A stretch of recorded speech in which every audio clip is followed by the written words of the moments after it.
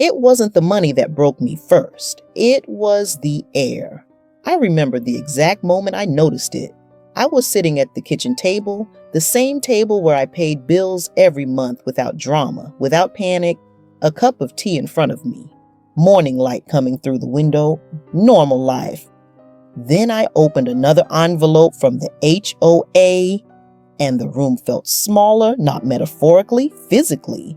Like the walls had moved an inch closer while I wasn't looking. I took a breath and realized it didn't go all the way in. That's when I understood this wasn't just about fines, it was about pressure. Constant, invisible pressure. The kind that doesn't announce itself with alarms or sirens. The kind that waits for you to adjust and then tightens again. The first fine had been $25, a technical violation, something about timing, trash bin out too long. I remember laughing a little, shaking my head like people do when systems misfire. I paid it online that afternoon and thought nothing more of it. That's the dangerous part of small numbers. They don't scare you. The next envelope came less than a week later. Another minor issue, another small amount. I paid again. Still calm, still breathing normally. I told myself they were just being more attentive lately. New board, maybe. New standards, nothing personal. But the envelopes didn't stop. They stacked on the counter in neat rows, white paper against brown wood. Each one thin, official, polite. The language was always careful. Notice. Reminder. Failure to comply may result in further action. No threats, no accusations, just inevitability. I started opening them more slowly, standing instead of sitting, as if that would help my lungs expand. Every time I saw the HOA logo in the corner, my chest tightened. I told myself to breathe through it. I told myself I was being dramatic, but my body didn't care what I told it.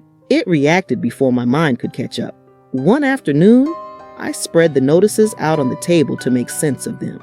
That's when I noticed the pattern, the dates, the way the fines overlapped, how one deadline closed before another response had time to arrive. I called the HOA office, asked for clarification. The woman on the phone spoke gently, like she was explaining gravity to a child. "These are standard procedures," she said. "Standard for who?" I asked. "For homeowners who are out of compliance." Out of compliance. Two words that suddenly felt like a diagnosis. I started walking the neighborhood more, slowly, carefully, looking at other houses, other bins, other porches, other lawns. I saw the same things I'd been fined for, worse in some cases, but I didn't see notices taped to their doors. I didn't see envelopes in their mailboxes. I told myself I didn't know the full story. I told myself not to assume anything, but the air kept getting thinner. Then the fines changed. They weren't $25 anymore, or $50. They came with new lines underneath. Administrative fee, processing charge, late notice, each one small on its own, each one tightening the space around me. I paid what I could immediately, religiously. I didn't want to give them a reason. I didn't want to fall behind. I didn't want to be labeled, but the balance didn't go down. It grew. I sat at the table one night, calculator in hand, trying to understand how paying could still feel like drowning. That's when I saw it, a phrase buried halfway down the page. Account referred for legal review. Legal review. No lawyer had called me. No court has summoned me. But suddenly, there were legal fees attached to my name. Fees I didn't agree to. Fees I couldn't opt out of. Fees that arrived already justified. I felt dizzy, not from panic, from lack of air. I tried to slow it down. I sent emails. I asked questions. I asked for time. I explained that I was paying, that I wasn't ignoring anything, that I just needed clarity. The responses came days later, sometimes weeks, always short, always final. Decision stands. Per governing documents. Further action pending. Every unanswered email felt like another breath I couldn't take. I stopped eating at the table. The sight of paper made my throat tighten. I carried envelopes unopened to the bedroom, then to the living room, then back again. Like moving them might change what was inside. At night, I lay awake listening to my own breathing, counting it, measuring it, shallow in, shallow out. I wasn't gasping. I wasn't hyperventilating. That almost made it worse. It was quiet suffocation, controlled, administrative. I realized something terrifying during that time. Nothing they were doing was illegal. That thought didn't comfort me. It scared me more. Because if everything was legal, then there was no switch to flip, no emergency brake, no authority to appeal to who could simply say stop. The system wasn't malfunctioning. It was operating exactly as designed. And I was still inside it. The fines kept arriving. The language kept changing. The numbers grew while my chest shrank. I caught myself holding my breath without realizing it, shoulders tense, jaw clenched, as if my body was bracing for impact that never quite came. I didn't know how bad it could get yet. I just knew I couldn't breathe the way I used to, and somewhere between the notices and the silence, I understood the truth that would carry me through everything that followed. They didn't need to take my house to break me. They just needed to keep the air out long enough. The pressure didn't arrive all at once. It learned my rhythm first. At the beginning, the notices came far enough apart that I could recover between them. I'd open one, feel the tightening in my chest, deal with it, then tell myself I was fine.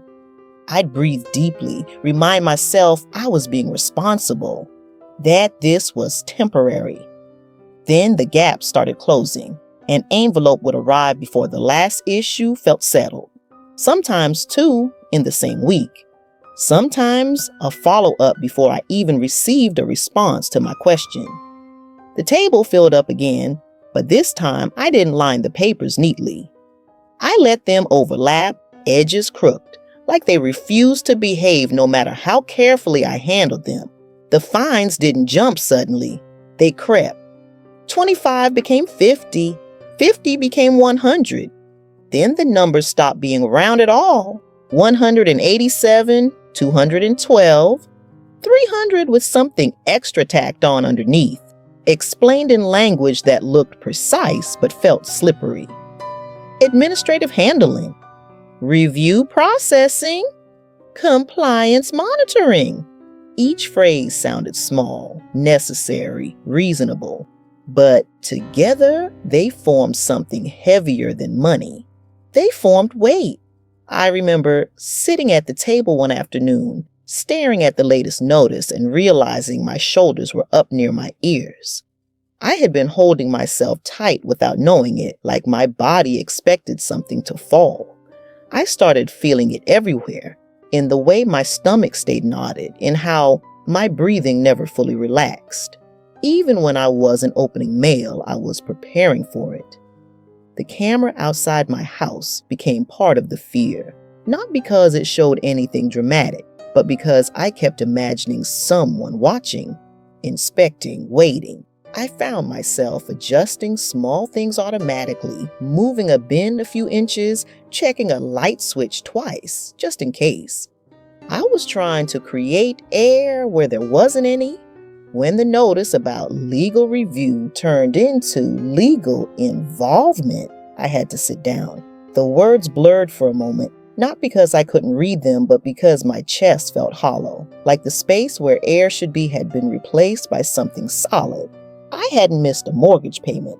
I hadn't stopped paying fines. I hadn't ignored anything, but now there were lawyers involved. Not mine, theirs, and I was paying for them. That's when I understood the phrase, death by 1,000 cuts, in a way I never had before.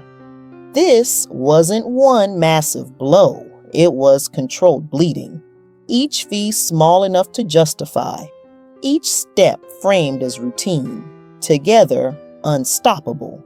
I called again and asked if we could slow this down, if there was a way to pause the fees while things were reviewed. The person on the phone sighed just barely and told me that review did not stop enforcement. I asked how I was supposed to catch up if the balance kept growing while I waited. She didn't answer that question. Instead, she reminded me that everything was outlined in the governing documents.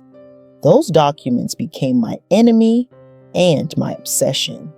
I read them late at night, eyes dry, lungs shallow, page after page of authority, discretion, remedies, entire sections devoted to what they could do. Almost nothing about how a homeowner might recover once the process began. There were deadlines everywhere.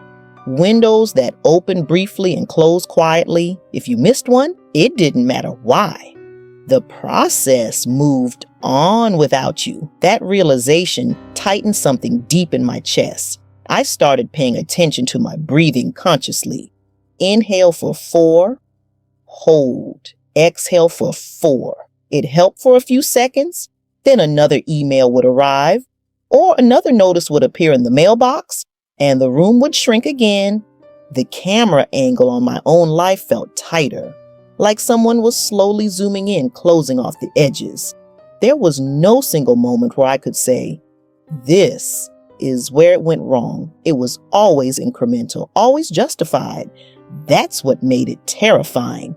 If someone had yelled at me, I could have reacted. If someone had accused me outright, I could have defended myself. But this wasn't an argument, it was a procedure. And procedures don't listen when you say you can't breathe. The balance crossed a number that made my stomach drop. Not because I couldn't understand it, but because I could. I knew what I earned. I knew what I had. I knew what I didn't. I tried to imagine paying it all at once and felt lightheaded. I tried to imagine not paying it and felt worse. Either way, the air was gone. At some point, I noticed that I was afraid of silence more than bad news. Silence meant the machine was still running, unseen. That something was happening without me. I slept with my phone next to me. I checked email constantly. I read every line of every notice like my life depended on it, because in a way, it did. Still, nothing stopped. Nothing was illegal. Nothing was rushed. Nothing was dramatic, and that was the genius of it.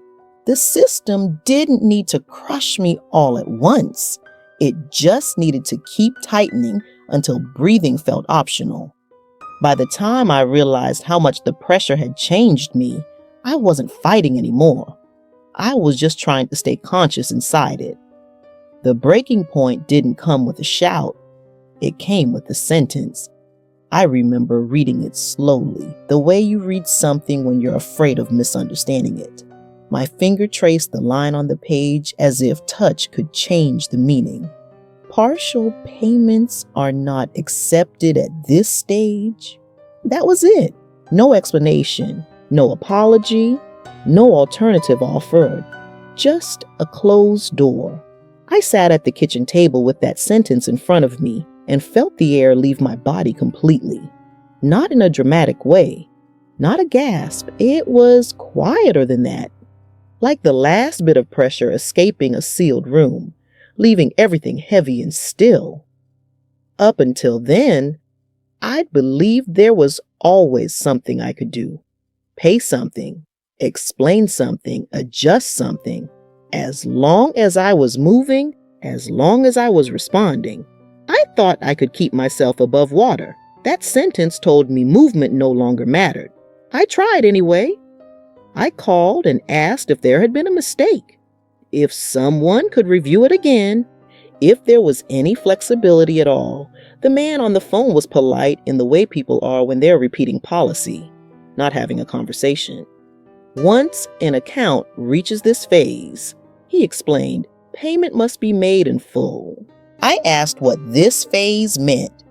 He said it meant the process had progressed. Progressed where, I wanted to ask. Toward what? But I already knew. I looked around my kitchen and realized how long it had been since I'd felt comfortable there. The table that used to hold meals now held nothing but paper. The chair where I used to sit and read had become a place of calculation and dread.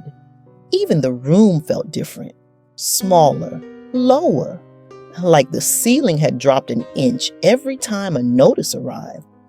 I tried to imagine writing a check for the full amount and felt my chest tighten. I tried to imagine not writing it and felt something worse, resignation. That was the moment I stopped sleeping, not because I was anxious, but because my body stayed alert, like it knew something irreversible was approaching and didn't want to miss it. My breaths were shallow, even when I lay still. I counted them the way people count seconds during emergencies. Nothing changed on the outside. The neighborhood was quiet, the lawn still looked fine, the house still stood. That's what made it so confusing. How could everything look normal when I felt like I was being erased? The next notice arrived without drama, no bold lettering, no red warnings, just a reference number and a date. A line explaining that the matter would continue if unresolved. Unresolved, that word hit differently now because I understood that resolution no longer meant agreement. It meant completion. I contacted a lawyer then, not because I thought he would save me, but because I needed someone to say the truth out loud. I brought everything. The stack of notices, the emails, the calculations. He listened carefully, took notes, asked questions that didn't change the outcome. When he finally spoke, his voice was calm. "Nothing here is illegal," he said. I nodded. I already knew that. He explained the mechanics, the authority granted, the discretion allowed, the way timelines stacked on top of each other until options disappeared. He didn't sound cruel. He sounded factual. Facts don't care if you can breathe. I asked him if there was anything left to do. He paused, then said that at this stage, the system usually runs its course. Runs its course. Like a disease. I left his office and sat in my car for a long time, hands on the steering wheel, chest tight, staring at nothing. I wasn't crying. I wasn't shaking. I felt hollowed out. That's when I understood something that still terrifies me. They didn't need to evict me with noise. They didn't need to humiliate me in public. They didn't need to accuse me of anything. They just needed to wait. Wait for the paperwork to stack. Wait for the fees to grow. Wait for the air to thin enough that resistance became impossible. The process didn't care how hard I tried. It didn't care that I paid early or asked questions or followed rules. It didn't care that I couldn't breathe. It only cared that it was allowed to continue. When the final notice arrived, I felt almost calm. Not relief, not acceptance, something flatter than both. Like my body had finally given up trying to fight a room with no air. I packed slowly. Not because I wanted to linger, but because rushing felt pointless. Every item I touched reminded me of how normal life had been before breathing became work. The house didn't look like a loss from the outside. No broken windows, no signs, no chaos, just silence. People later asked what I would warn others about. I didn't talk about HOAs or fines or bylaws. I talked about pressure. I told them to pay attention to the feeling in their chest when something small doesn't make sense, to notice when explanations stop coming, to understand that legality is not the same as safety. Because once the system decides to move forward, it doesn't need force. It only needs time. And by the time you realize you can't breathe anymore, the paperwork has already finished the job.